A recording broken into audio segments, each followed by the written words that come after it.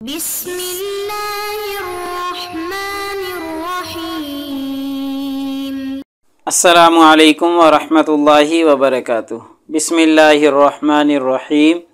عزیز طلباء اکرام، ایم اے اسلامیات کے مضمون اسلام اور جدید معاشی افکار و تحریکات کا آج ہمارا سبق نمبر 74 ہے، جس کا عنوان ہے صرف دولت کے ممنوعات، اور صرف دولت کے ممنوعات میں سے آج انشاءاللہ ہم اقتناز کے حوالے سے گفتگو کریں گے اور ساری تفصیلات دیکھیں گے۔ اقتناز کسے کہتے ہیں، یہ کیسے ناجائز ہے، کیسے ممنوع ہے، ساری تفصیلات انشاءاللہ پڑھیں گے۔ تو نیا سبق شروع کرنے سے پہلے ہم گزشتہ سبق کا خلاصہ دیکھتے ہیں۔ پچھلے سبق میں ہم نے صرف دولت کے ممنوعات میں سے بخل پر گفتگو کی تھی۔ ایسے ہی احتکار کے حوالے سے ہم نے پچھلے سبق میں پڑھا تھا کہ احتکار کیا چیز ہوتی ہے اور یہ کیسے ممنوع ہے۔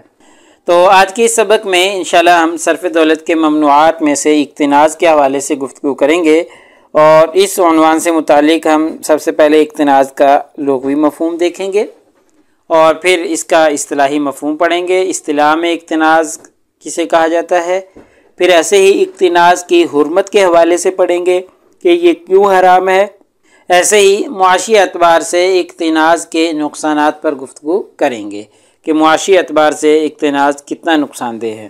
تو چلیے سب سے پہلے ہم اقتناز کا لغوی مفہوم دیکھتے ہیں کہ اقتناز لغت کے اعتبار سے کسے کہا جاتا ہے۔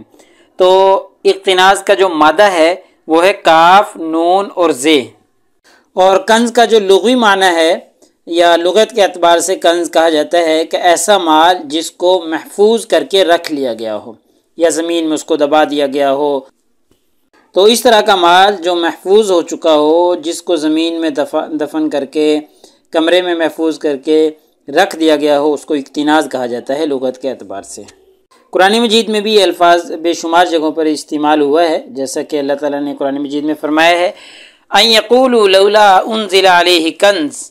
کافر لوگ یہ کہتے ہیں کہ اس پر کوئی خزانہ کیوں نازل نہیں ہوتا، یعنی نبی کریم صلی اللہ علیہ وسلم جب کفار کو دعوت دین دیا کرتے تھے، دعوت توحید، تو وہ کہتے تھے کہ اگر تم واقعی نبی ہو تو تم اپنے ساتھ پھر خزانہ بھی اتراؤ نا، اللہ تعالیٰ سے کہہ کے کنز اتراؤ کہ جی اللہ سے کہو کہ جی نبی ہو تو پھر تمہارے ساتھ خزانہ آئے تو پھر ہم ایمان لے آئیں گے۔ تو یہ کنز کا لفظ قرآن مجید میں استعمال ہوا ہے، اور بھی بہت سی جگہوں پر کنز کا لفظ استعمال ہوا ہے۔ تو چلیے اب ہم کنز کا اصطلاحی مفہوم دیکھتے ہیں کہ اصطلاح میں کنز کسے کہا جاتا ہے۔ تو اصطلاحاً آپ آسان الفاظ میں سمجھ لیں کہ کنز ایسے مال کو کہا جاتا ہے جو جمع کیا گیا ہو، محفوظ کر کے رکھ لیا گیا ہو، جیسا کہ لغوی معنی میں ہم نے پڑھا تھا، اور اس مال پر زکوٰۃ نہ دی جائے، اور اس مال پر سے جو مال کے حقوق ہیں وہ ادا نہ کیے جائیں۔ مثلا کسی شخص نے سونا اور چاندی جمع کر کے رکھ لیا، اب اس پہ نہ تو زکوٰۃ دیتا ہے، نہ فطرانہ دیتا ہے، نہ ہی غریبوں کی مدد کرتا ہے۔ یہ سارے زکوٰۃ کے حقوق ہیں، یہ ادا کرنے چاہیے۔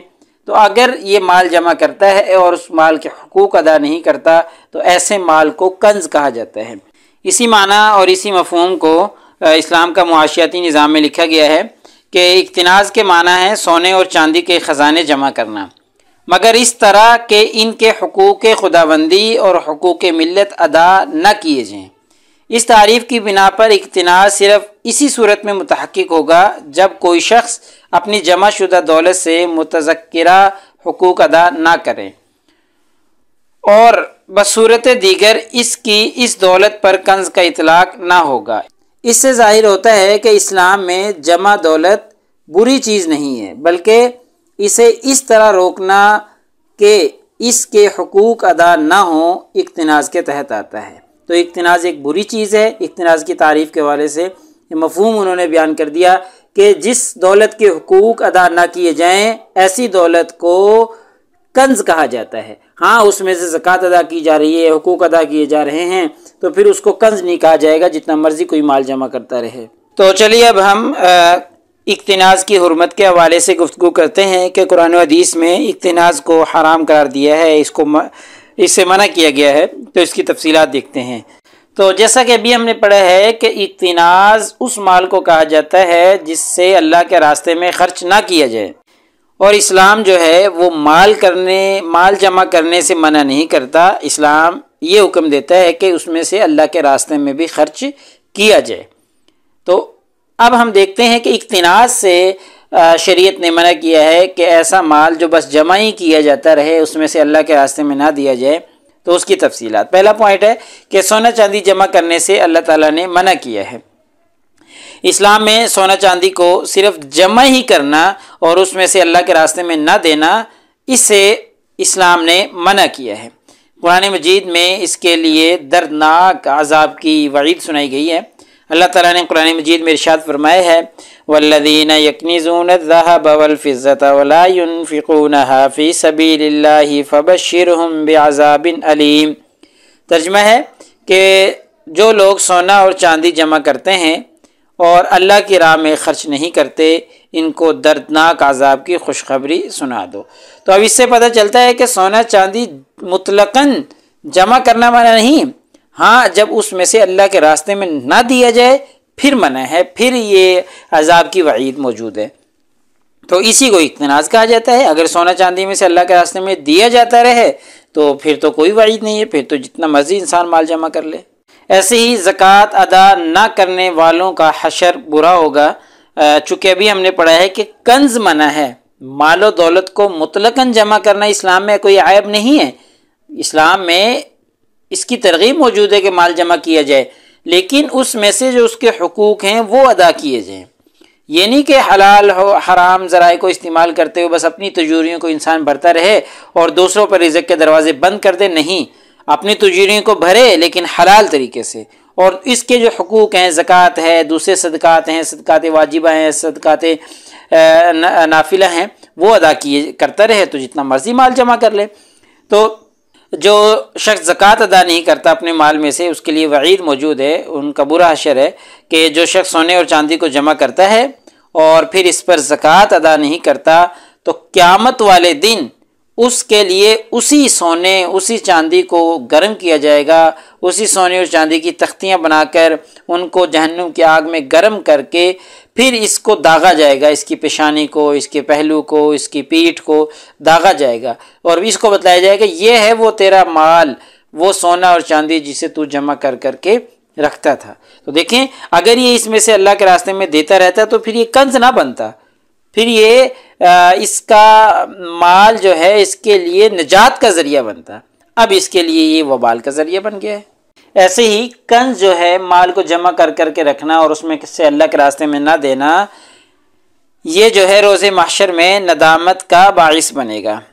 نبی کریم صلی اللہ علیہ وسلم نے ارشاد فرمایا کہ جس نے مال و دولت سے پیار کیا اسے اللہ تعالیٰ ذلیل و خوار کرے گا۔ پیار کرنے کا مطلب یہ نہیں کہ حقوق ادا کر رہا ہے اور مال جمع کر رہا ہے، یہ مطلب نہیں، مطلب یہ ہے کہ مال تو جمع کر رہا ہے لیکن اس کے حقوق ادا نہیں کر رہا، کنز کے اوپر یہ تنبیہ موجود ہے۔ تو اس لیے روز محشر کے دن بھی یہ مال ندامت کا ایک سبب ہوگا، یعنی کہ کنز جس میں سے اللہ کے راستے میں خرچ نہ کیا جائے۔ ایسے ہی اقتناص جو ہے وہ انسانوں کے لیے سانپ بن جائے گا قیامت والے دن، کہ ایسے لوگ جو مال کو جمع کر کر کے رکھتے ہیں، گن گن کے رکھتے ہیں، اس میں سے اللہ کے راستے میں خرچ نہیں کرتے، زکوٰۃ نہیں دیتے، تو یہی مال ان کے لیے قیامت کے دن سانپ بن جائے گا اور ان کو دردناک عذاب دے گا۔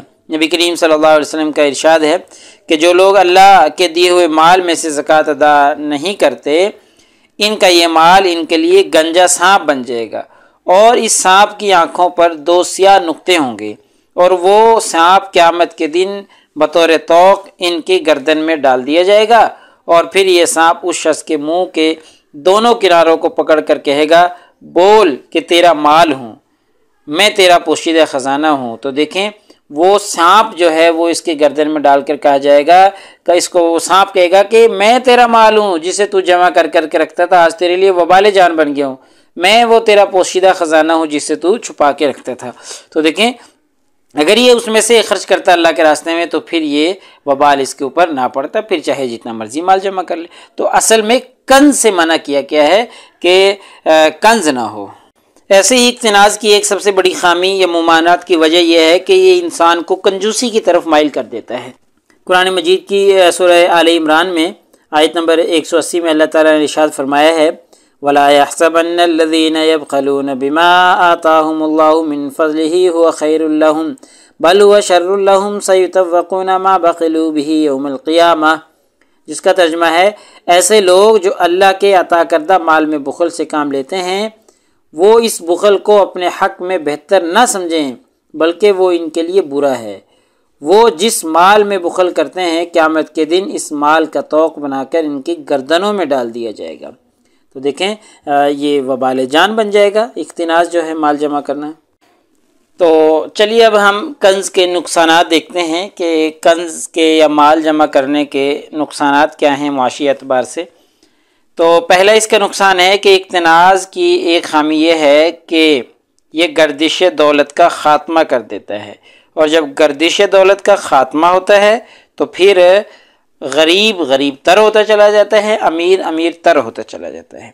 نمبر 2، اقتناص سے ملکی ترقی کا خاتمہ ہوتا ہے، چونکہ دولت چند ہاتھوں میں مرتکز ہو کے رہ جاتی ہے، بند ہو کے رہ جاتی ہے، تو اس لیے پھر ملک کی ترقی نہیں ہوتی۔ نمبر 3، اقتناص کا ایک نقصان یہ ہے کہ اس سے دولت چند ہاتھوں میں جمع ہو کر رہ جاتی ہے۔ اور نمبر 4، اقتناص معاشرے میں غربت اور افلاس کا باعث بنتا ہے، چونکہ دولت چند ہاتھوں میں آ جاتی ہے تو غریب غریب بن جاتے ہیں۔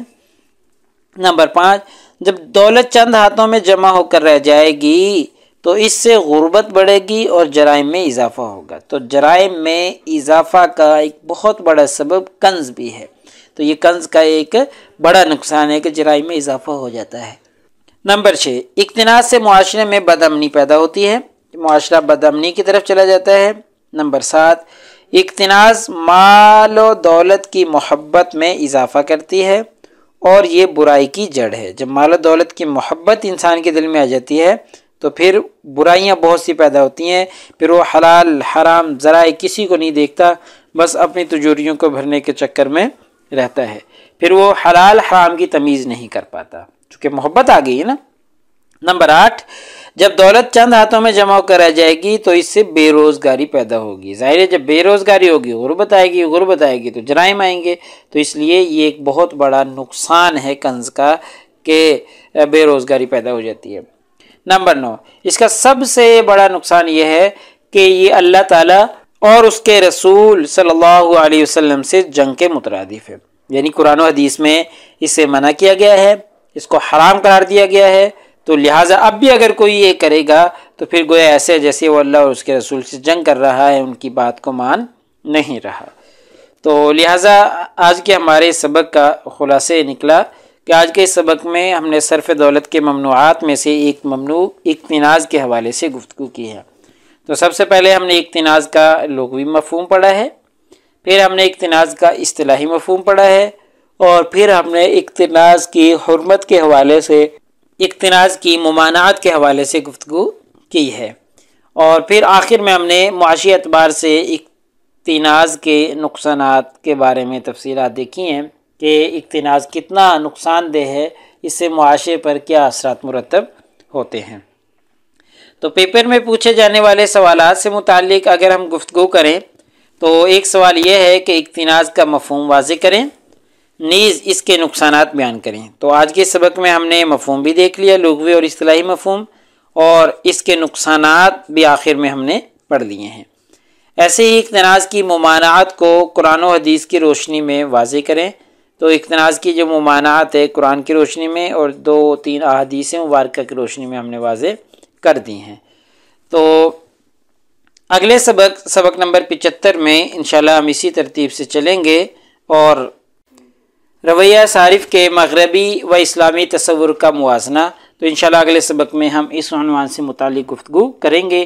بڑا اہم ٹاپک ہے اور بڑا امپورٹنٹ ہے سوالات پوچھنے کے حوالے سے۔ جزاکم اللہ خیر۔ السلام علیکم ورحمۃ اللہ وبرکاتہ۔ اللہ پاک آپ سب لوگوں کا حامی و ناصر ہو۔ اگلے سبق تک اجازت چاہتا ہوں۔ اللہ تعالیٰ آپ سب لوگوں کو کامیابیاں اور ترقی نصیب فرمائے۔